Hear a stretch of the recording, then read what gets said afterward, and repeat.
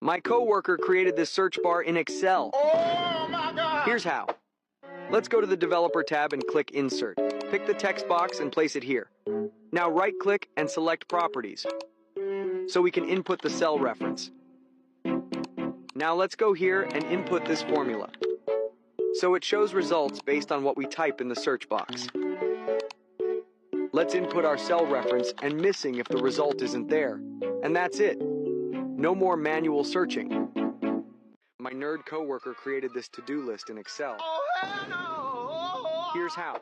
Start by selecting this range. Go to Insert and pick checkboxes. Let's select the whole range. Press Alt-HLN to open conditional formatting. Go here, select the first cell with checkboxes, and press F4 twice. Type equal and true. Now go to Format and change filling color and add strike through. And to finish, add the completed task with this count if formula. Do the same for the missing with false. And that's it. Did you know that? How to transfer data from PDF to Excel. Go to the ribbon and click Data. Now click Get Data. Select From File and pick PDF. Select your PDF file and confirm. Go here, select the table with the data, and click Load. And you just imported your PDF in seconds. Don't create borders like a noob. Oh my God, bro. Oh, hell. Instead, automate this process. Select the columns where you want to apply the border. Go to Conditional Formatting and select New Rule. Type the first column of the range and press F4 3 times. Now click Format and change the border outline. And that's it. Now, the border will auto-apply when you type something.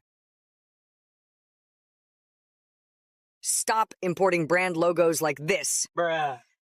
Instead, automate this process. Click on this cell and type this formula. Type image, concat, and use this site to import the logo. Click here to select the brand. That's it. Now you can import logos in seconds.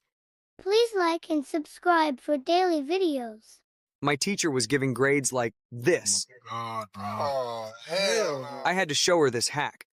Go to the first cell and type the VLOOKUP function. Click on the score value. Select the range containing the scores and grades. Enter 3 to indicate the third column. And that's it. You just saved hours of work. I can't believe they added this in Excel.